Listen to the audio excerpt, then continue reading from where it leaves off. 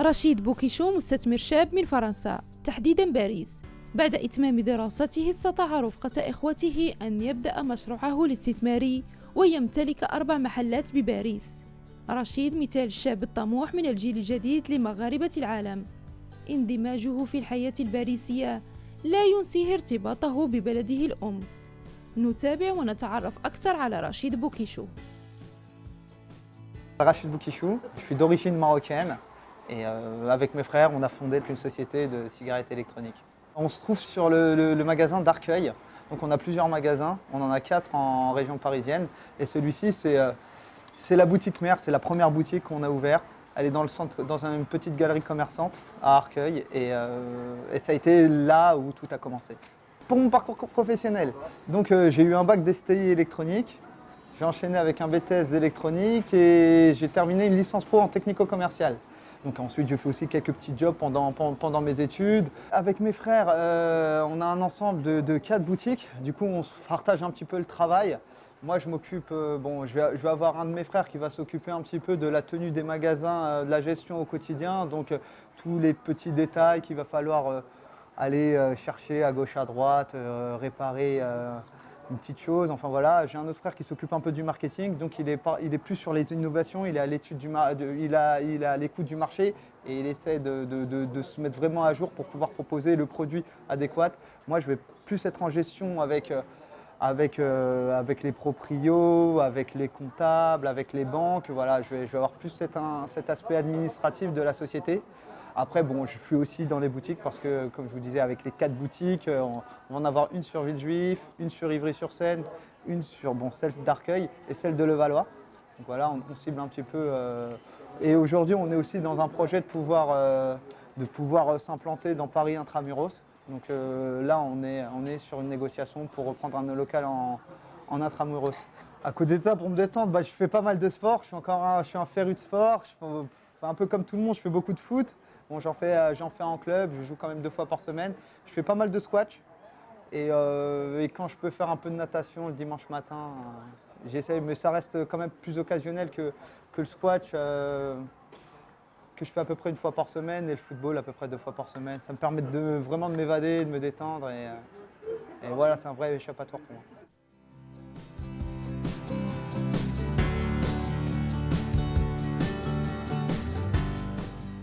Le marché, il est hyper développé sur la cigarette électronique, mais quand on a commencé, il n'y avait pas grand monde. Du coup, on a pris un billet, on est parti en Chine, on a été voir des fournisseurs en Chine. Donc on a commencé comme ça. Les commandes, ça mettait plus d'1 mois avant d'arriver. Donc pour le réapprovisionnement des stocks, c'était hyper compliqué parce qu'il fallait faire des forecasts, enfin il fallait prévoir 1 mois à l'avance les ventes. Donc on a eu pas mal de produits sur lesquels on a été bloqué. On a fait des commandes qui étaient tendance à un moment et entre le temps que ça arrive, ça l'était plus du tout. Donc on s'est retrouvé avec des produits sur les bras. Donc ça a été un peu... les premiers mois ont été quand même compliqués. Il fallait qu'on trouve quand même une cadence, un rythme de croisière. Et aujourd'hui, grâce à Dieu, ça se passe hyper bien. On a aussi une expérience. Aujourd'hui, après 5 ans, on commence à connaître notre clientèle. On sait quels produits fonctionnent bien, quels produits sur lesquels on n'a pas besoin de prévoir beaucoup. Sur les difficultés qu'on a eues, aussi, c'était sur le lancement, déjà tous les doutes qu'on a. Parce que dans un premier temps, moi j'ai dû quitter mon emploi de technico-commercial. J'ai commencé en mi-temps, voilà, en délaissant une partie. Et mon frère aussi qui a dû arrêter son travail d'ambulancier. Mon autre frère qui travaillait pour une chaîne télévision a dû arrêter aussi son travail. Du coup, dans un premier temps, ça a été des investissements personnels très très lourds. Mais et du coup, même pour les financements, parce que dans un premier temps, on courait derrière le petit centime. Voilà, on essayait de faire le maximum d'économies, on a tout ce qu'on avait mis de côté, on a dû le dépenser et les banques ne nous aidaient pas. Les banques étaient pas prêtes à nous accompagner, alors qu'aujourd'hui, en allant chez un banquier, en lui proposant un projet, il nous ouvre les bras parce qu'aujourd'hui, on a une petite expérience qui nous permet d'être un peu plus sérieux. Ma motivation pour ouvrir les boutiques de cigarettes électroniques, c'est que j'étais fumeur. Et effectivement, comme beaucoup de gens, je voulais arrêter, mais j'essayais, mais je reprenais à chaque fois. Et j'ai découvert la cigarette électronique en tant que client la première fois. C'était il y a à peu près 5-6 ans, ça venait d'arriver en France. Du coup, j'ai vu que ça fonctionnait, que ça marchait, que ça prenait de plus en plus d'ampleur. Et c'est là où j'ai senti la chose. Donc initialement, je devais faire ça avec un associé, ça s'est mal passé. Derrière, avec mes frères, ils m'ont encouragé pour continuer parce que je leur avais demandé leur avis. Et derrière, on a réussi à se convaincre à se lancer dedans, à se lancer tous ensemble dedans. Et c'est la raison pour laquelle on a ouvert cette première boutique. Et aujourd'hui, on en est content.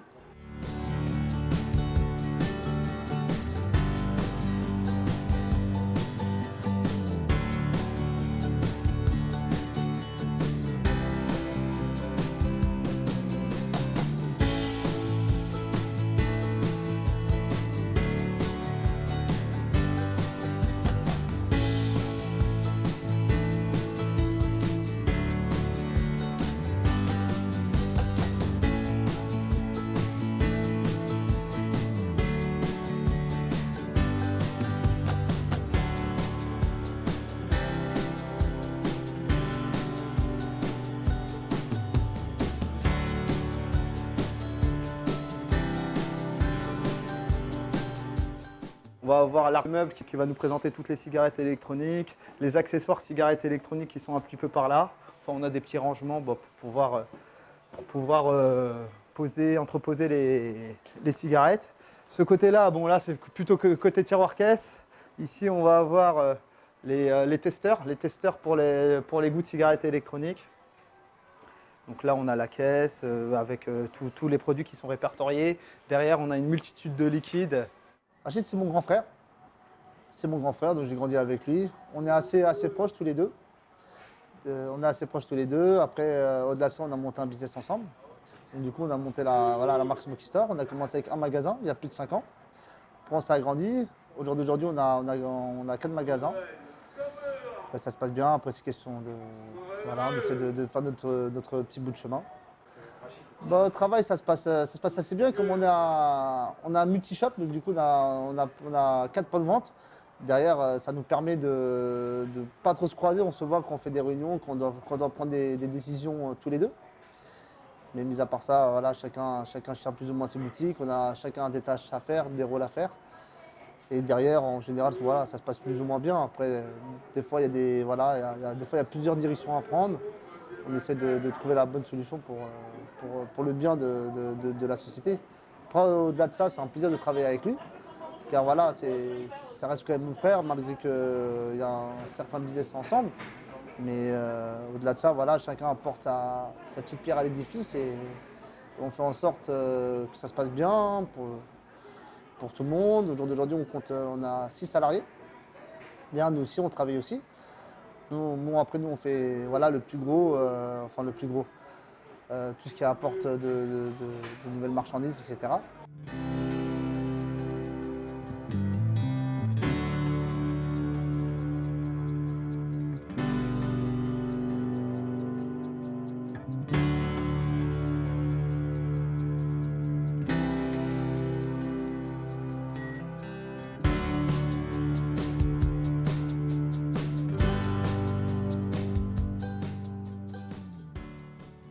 On va dire ça fait 2 semaines que je viens, mais j'ai acheté ma cigarette électronique ici, donc les gars ils sont super cool, ils sont là derrière moi, ils me conseillent les liquides que je dois prendre, la résistance. Donc, ils sont toujours derrière moi dès que j'ai des questions, je viens et je pose mes questions et ils sont là derrière moi pour me répondre.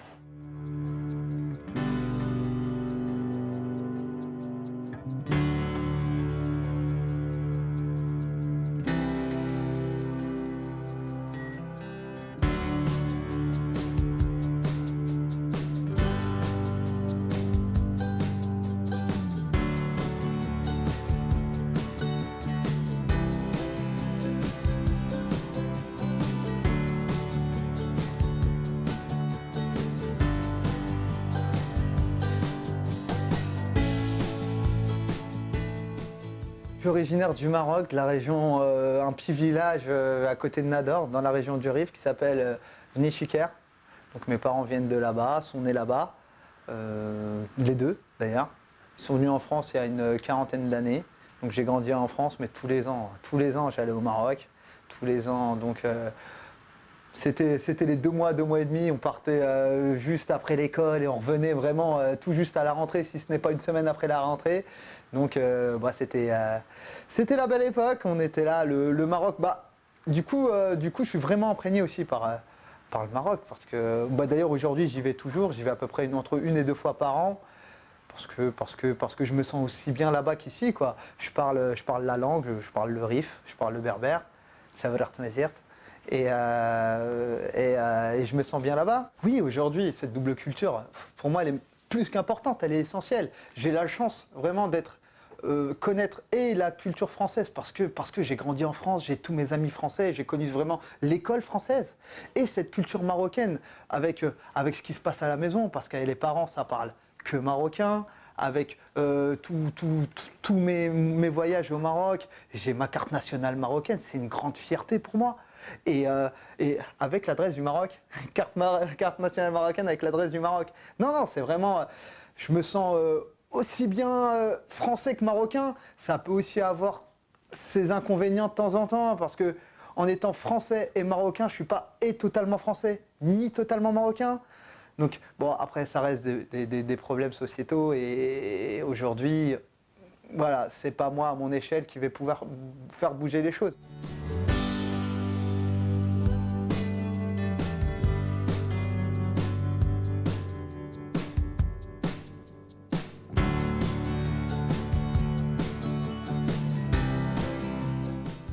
Je vois le pays se développer, il est en pleine expansion, je vois des projets émerger de partout. Enfin, quand je vois des complexes immobiliers, hôteliers qui donnent envie, on n'a plus l'impression que ce soit le Maroc qu'on a connu étant enfant.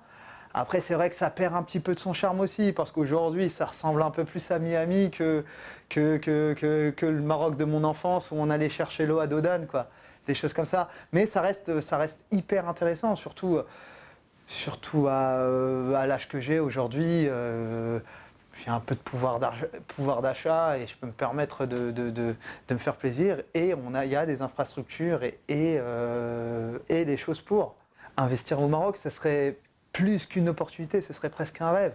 Aujourd'hui, je suis marocain, je suis vraiment attaché à ce pays-là, et m'ouvrir, enfin surtout m'investir personnellement dans un projet comme un peu ce que je fais aujourd'hui, la cigarette électronique.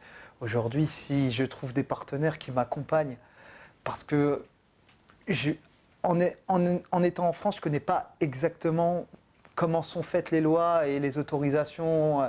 Donc si demain j'ai un partenaire qui veut m'accompagner sur un projet marocain, je serai le premier ravi, et ce sera avec grand plaisir d'aider la population.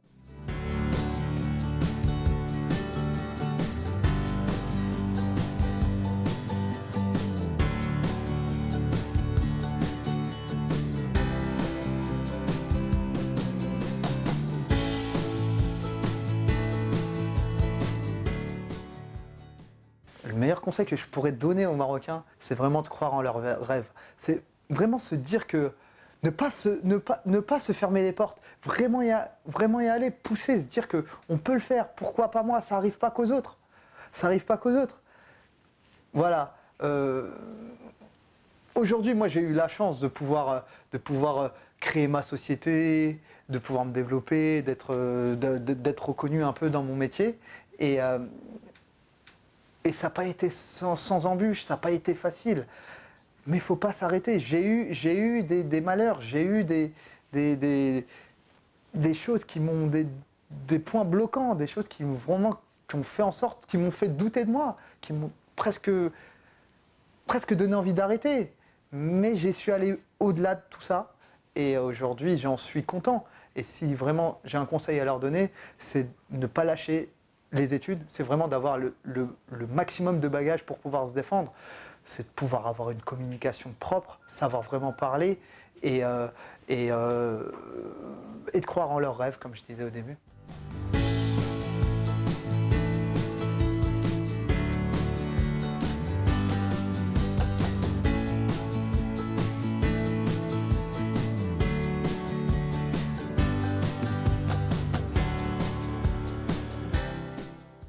Rachid, c'est un ami de longue date. On se connaît depuis qu'on est petit. Donc on a fait les 400 coups ensemble. Voilà, c'est un frère, Rachid, tout simplement. Il était comme il est maintenant, c'est-à-dire quelqu'un de toujours souriant, bout en train, qui aime bien rigoler, blaguer, toujours partant pour faire ce qu'on lui proposait, bouger, etc. Je lui souhaite le meilleur, Inch'Allah, pour les années à venir, qui continue dans ce qu'il fait, dans le travail, dans les affaires, que du plus, qui continue et puis qui fasse encore plus, Inch'Allah. Je tiens à remercier tout d'abord Canal Atlas, enfin toi, Youssef, Abdelak, d'être venu me donner la chance, l'opportunité de pouvoir m'exprimer. Donc je vous remercie. Je tiens à remercier vraiment tous les Marocains, tous les Français d'origine marocaine qui vont me voir, qui vont me suivre. Ma famille au Maroc, à Brinsar, à Erzamravan, à Nishiker. Je tiens vraiment à remercier ma famille d'ici, mes cousins, mes frères, ma sœur, les parents. Un gros bisou à eux. Et salam alaikum, je vous remercie encore de m'avoir écouté.